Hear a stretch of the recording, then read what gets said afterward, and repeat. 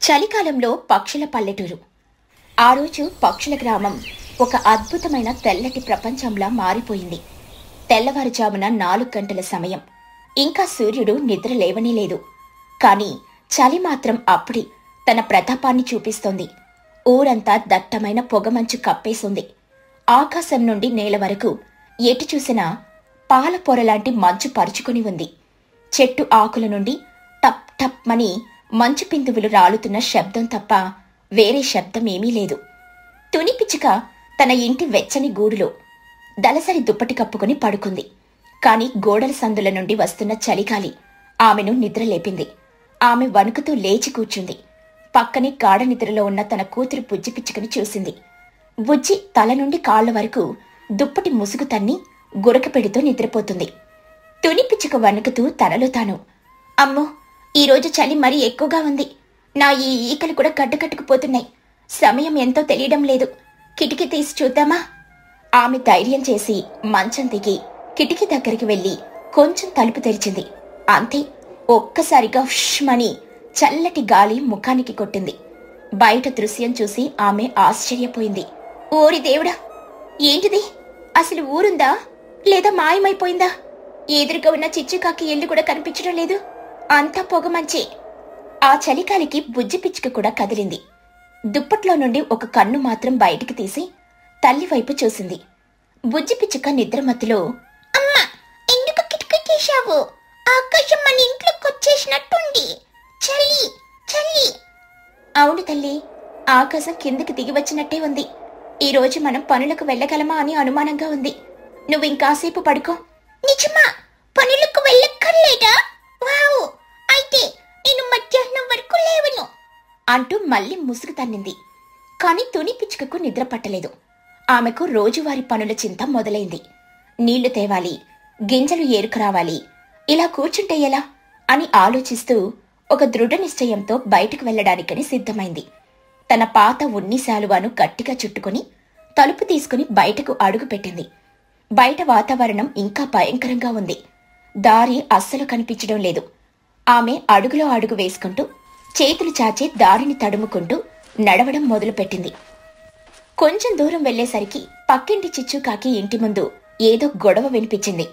చిచ్చుకాకి గట్టిగా అరుస్తూ, అయ్యా చిన్న, ఒరే చిన్నగా, నా కళ్ళు పోయాయిరా, నాకేమీ కనిపించడం లేదు, నేను గుడ్డిదాన్ని అయిపోయాను. చిన్నుకాకి విసుగ్గా, అమ్మో, నీ కళ్ళేమీ కాలేదు, అది పొగమంచు, అందరికీ అలాగే ఉంది. కాదురా, నాకేదో అయ్యింది. నా అందమైన ఇల్లు ఎక్కడుంది? ఆ వేప చెట్టు ఎక్కడుంది? అన్ని మాయమైపోయాయి.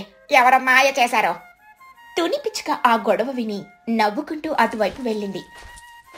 చిచ్చు, భయపడకు, అది మంచు. ఈరోజు చలికాలం తన అసలు రంగు చూపిస్తుంది. కళ్ళజోడు పెట్టుకుంటే కొంచెం కనిపిస్తుందిలే. చిచ్చుకాకి తుని గొంతు విని, ఆ తుని, నువ్వా? నీ గొంతు వినిపిస్తోంది కానీ నువ్వు కనిపించడం లేదు. ఎక్కడున్నావు? ఆకాశంలోనా? నీ పక్కనే ఉన్నాను చిచ్చు. ఇదిగో, నా చెయ్యి పట్టుకో. మనం ఊరి మధ్యలో ఉన్న బావి దగ్గరికి వెళ్దాం. చోటు చిలుక అప్పుడే అక్కడికి వెళ్ళిందని అనుకుంటున్నాను. బావి దగ్గరకా? ఈ మంచులోరా? దారి తప్పి అడవిలోకి పోతామేమో. భయపడకు, నా వెనకేరా. ఇద్దరూ కలిసి ఒకరినొకరు పట్టుకుని ఆ పొగ మంచులో ఈదుతున్నట్టుగా నడుచుకుంటూ బావి దగ్గరికి చేరారు. అక్కడ చోటు చిలుక ఒక పెద్ద పోరాటమే చేస్తుంది. ఆమె చేతి పంపు హ్యాండిల్ పట్టుకుని దాన్ని కిందకు నొక్కడానికి నానా తిప్పలు పడుతుంది. చోటు చిలుక ఆయాసపడుతూ, అబ్బా, ఇదేంటి రాయిలా గట్టగట్టుకుపోయింది? ఒక్క చుక్క నీరు కూడా రావడం లేదు. నా రెక్కలు నొప్పి పడుతున్నాయి. చిచ్చుకాకి అక్కడికి చేరుకుని, పక్కకి జరగ చోట, నీకు బలం చాలదు. నువ్వు పూలు కొయ్యడానికి మాత్రమే పనికొస్తావు. ఇలాంటి ఇనుప పంపులతో కుస్తీ పడాలంటే నాలాంటి కండరాలు వీరులు కావాలి. చిచ్చుకాకి గర్వంగా ముందుకొచ్చి పంపు హ్యాండిల్ పట్టుకుంది. జై మంచు దేవత అని అరిచి తన బలం కొద్దీ పంపును కిందకి లాగింది. కీచ్ కీచ్ అని ఒక వికృతమైన శబ్దం వచ్చింది. కాని నీళ్లు మాత్రం రాలేదు. చిచ్చుకాకి ఆశ్చర్యంగా, ఇదేంటి, నా బలం కూడా పనిచేయడం లేదా? ఈ పంపు లోపల ఎవరో రాళ్లు కుక్కినట్టున్నారు. తునే, నువ్వు కూడా వచ్చి పట్టుకో, ముగ్గురం కలిసి లాగుదాం. ఆగు చిచ్చు, బలం కాదు, ఉపాయం కావాలి. ఈ చలికి పంపు లోపలున్న వాచర్ బిగుసుకుపోయి ఉంటుంది. దానికి కొంచెం వేడి తగిలితే కాని పని చెయ్యదు. అప్పుడే అటుగా ఊరి పెద్ద మహీగ్రద్ద గారు ఒంటి నిండా దుప్పట్లు కప్పుకొని చేతిలో ఒక చిన్న పాత్రతో వచ్చారు. ఆ పాత్రలో వేడివేడి నీళ్లున్నాయి. మహీగ్రద్ద తగ్గుతూ, బాగా చెప్పావు తుని, అనుభవం అంటే ఇదే, పక్కకు తప్పుకోండి పిల్లలు.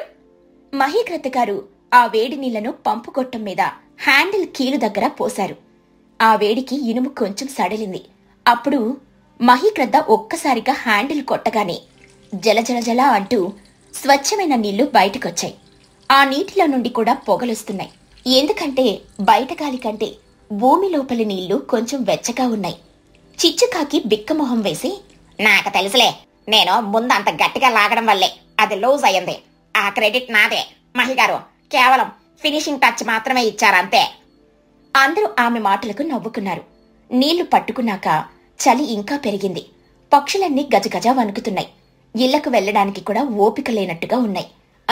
చూడండి, ఈ రోజు పరిస్థితి చూస్తుంటే సూర్యుడు ఇప్పట్లో వచ్చేలా లేడు. మనం ఇలాగే ఇళ్లల్లో విడివిడిగా కూర్చుంటే చలికి బోరుకు వచ్చి చచ్చిపోతాం. మనమందరం కలిసి ఇక్కడే ఈ ఖాళీ స్థలంలో ఒక పెద్ద చలి మంట వేసుకుందాం. ఏమంటారు? అద్భుతమైన ఆలోచన మహిగారు. సామూహిక చలిమంట. పల్లెటూరి మజా అంటే అదే కదా. అవును, నేను వెళ్ళి మా పెరట్లో రాలిపట్టారు ఎండు కొమ్మలు తెస్తాను. చిచ్చుకాకి ఉత్సాహంగా, నేను ఆవు పిడకలు తెస్తాను, అవి బాగా మండుతాయి. నా దగ్గర పాత గోనె సంచులు కూడా ఉన్నాయి, అవి కూడా తెస్తాను. అందరూ ఉత్సాహంగా పనుల్లో పడ్డారు. బుజ్జి పిచ్చుక చిన్నుకాకి కూడా నిద్రలేచి ఈ సందడి చూసి బయటకొచ్చారు. అమ్మా, ఏంటి ఇక్కడ పండుగ జరుగుతోందా? ఇంత పెద్ద మంట వేస్తున్నారు? అవును బుజ్జి, చలి పండుగ. నువ్వు కూడా వెళ్ళి కొన్ని పుల్లలు ఏరుకురా. కొద్దిసేపటికే ఊరి మధ్యలో ఒక పెద్ద కట్టెల కుప్ప తయారైంది. మహీగ్రద్ద గారు దానికి నిప్పంటించారు. మొదట చిన్నగా మొదలైన మంట నెమ్మదిగా ఎండు పుల్లలను పిడకలను అంటుకుని భగ్గుమని పెద్దగా లేచింది. ఎర్రటి పచ్చటి మంటలు ఆ పొగ మంచులో నాట్యం చేస్తున్నట్టుగా పైకి లేచాయి. ఆ మంటలు వేడి చుట్టూ ఉన్న చలిని తరిమి కొట్టింది. పక్షులన్నీ ఆనందంతో చప్పట్లు కొట్టాయి. అందరూ ఆ మంట చుట్టూ గుండ్రంగా చేరారు. పెద్దవాళ్లు మడత మంచాలు, కుర్చీలు వేసుకుని కూర్చున్నారు. పిల్లలు మంట దగ్గరగా కూర్చొని చేతులు కాచుకుంటున్నారు. బుజ్జిపిచ్చుక చేతులు మంటకు చూపిస్తూ కళ్ళు మూసుకుని, అబ్బా, ఇంత హాయిగా ఉందో! స్వర్గమంటే ఇదేనేమో అమ్మా. నువ్వు వెళ్ళు, మళ్ళీ పని చేస్తున్నాయి. అవును, ఈ వేడికి నా ముక్కులో నుండి కారుతున్న నీళ్లు కూడా ఆగిపోయాయి. అమ్మయ్యో! చిచ్చుకాకి మంట వైపు చూస్తూ పరవశించిపోయి, ఆహా, ఈ మంటను చూస్తుంటే నాలో కవిత్వం పొగ్గకొస్తోంది. వింటారా? చోటు చిలుక భయంగా, వద్దు చిచ్చు, దయచేసి వద్దు. ఈ చలికి నీ కవిత్వం తోడైతే మేం తట్టుకోలేము. మమ్మల్ని బ్రతకనివ్వు. ఆహా, కళాపోషణ లేని మూర్ఖలు. సరే, కవిత్వం వద్దు కానీ పాట పాడతాను అంటూ గొంతు సవరించుకుంటూ, చలి చలిగా ఉంది, చలి చంపేస్తోంది.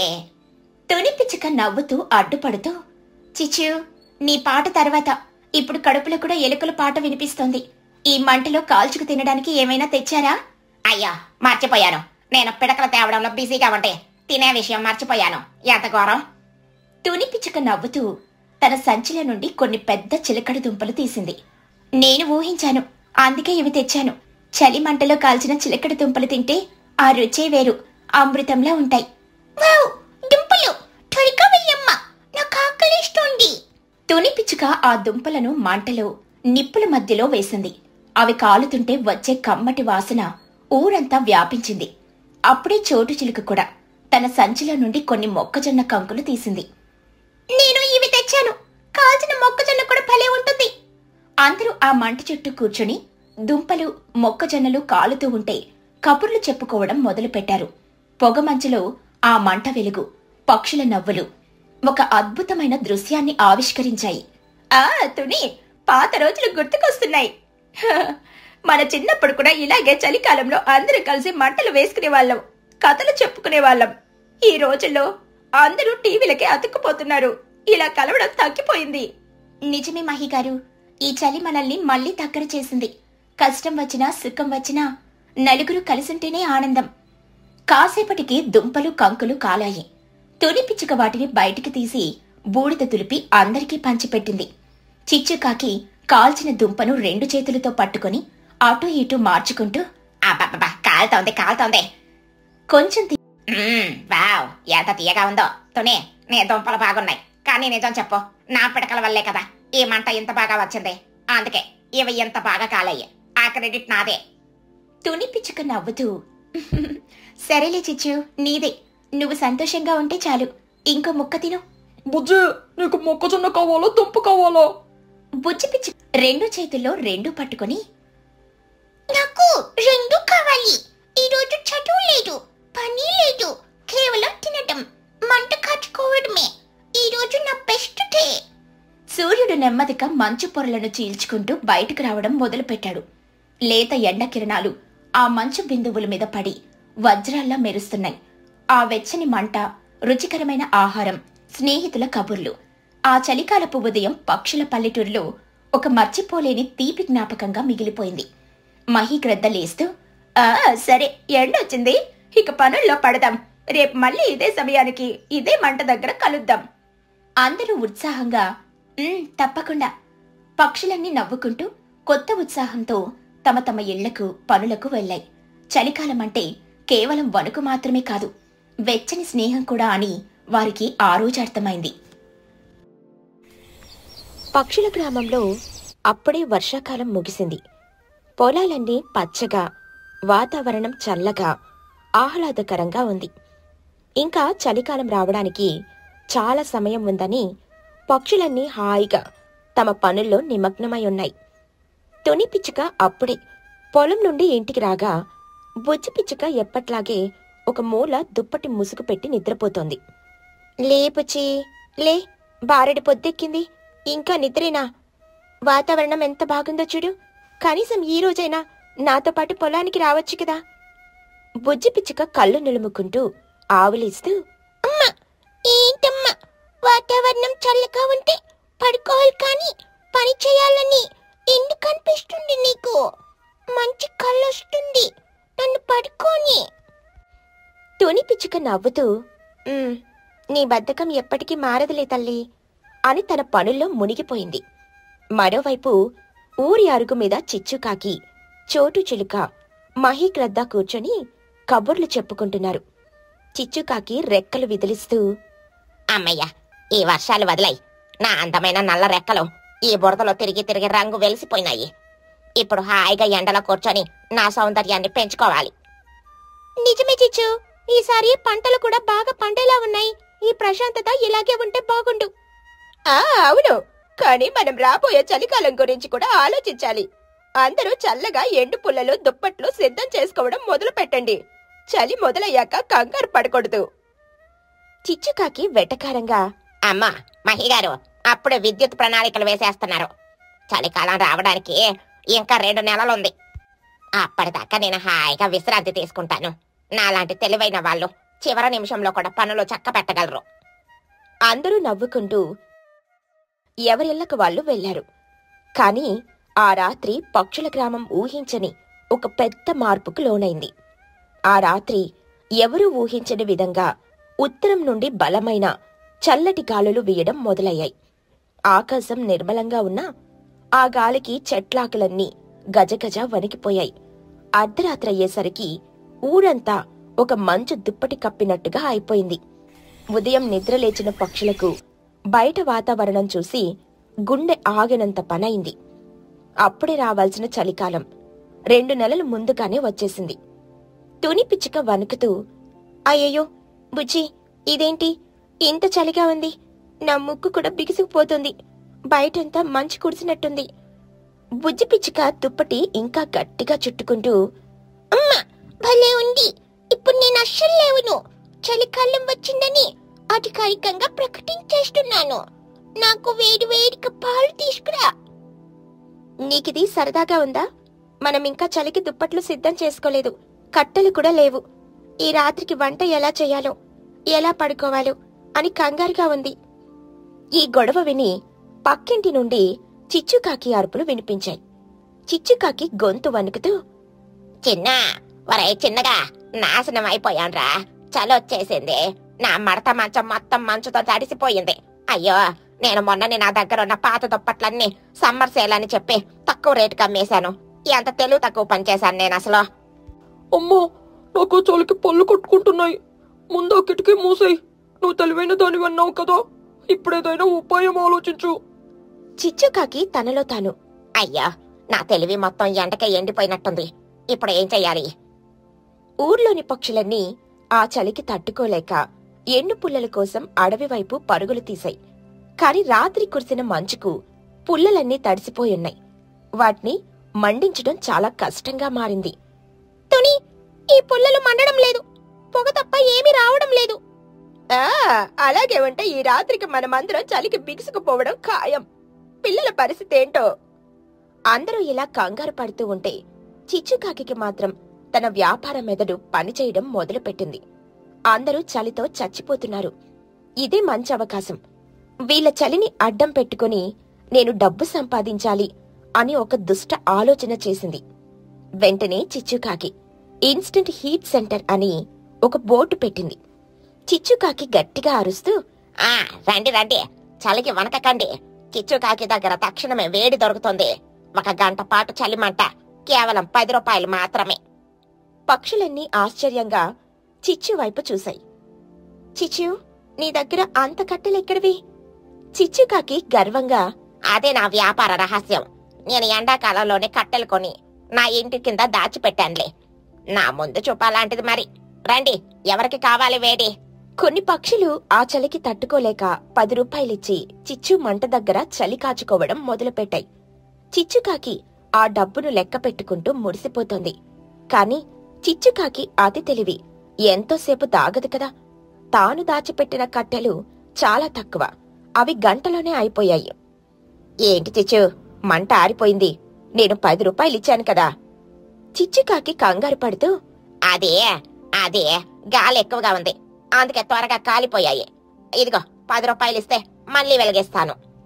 ఇంతలో చిచ్చుకాకి ఇంటి వెనుక నుండి చిన్నుకాకి ఏడుస్తూ బయటకొచ్చాడు.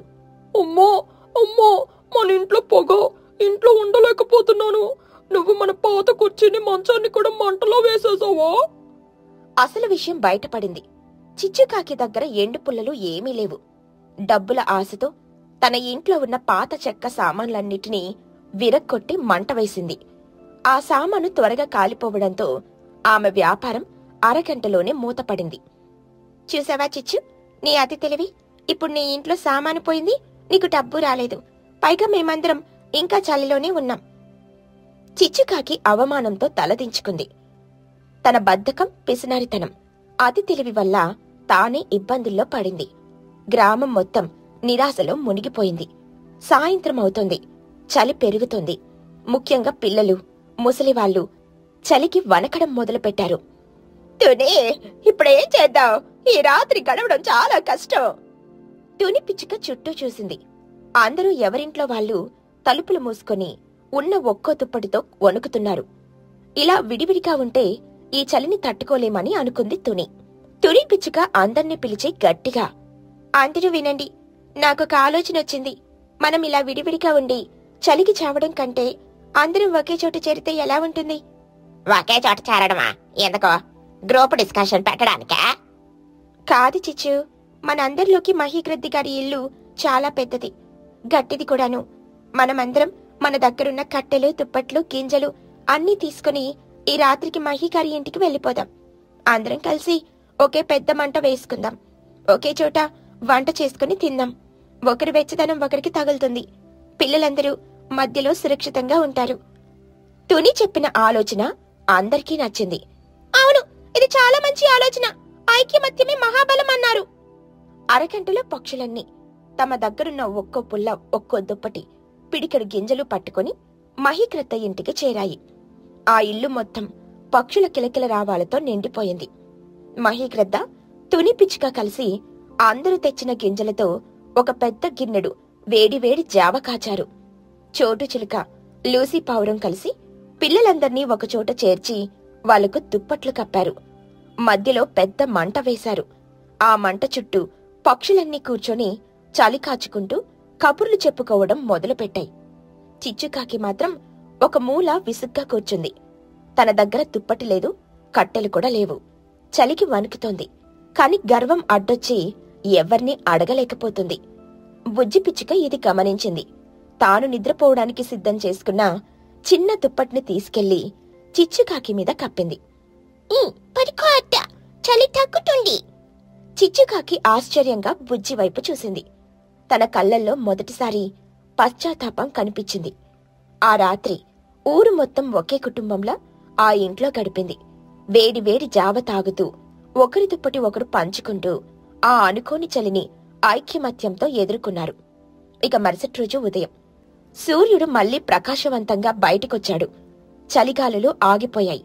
వాతావరణం మళ్లీ మామూలుగా మారింది. అమ్మయ్య, గండం గడిచింది. తుని, నీ తెలివి ఈ రోజు మనందర్నీ కాపాడింది.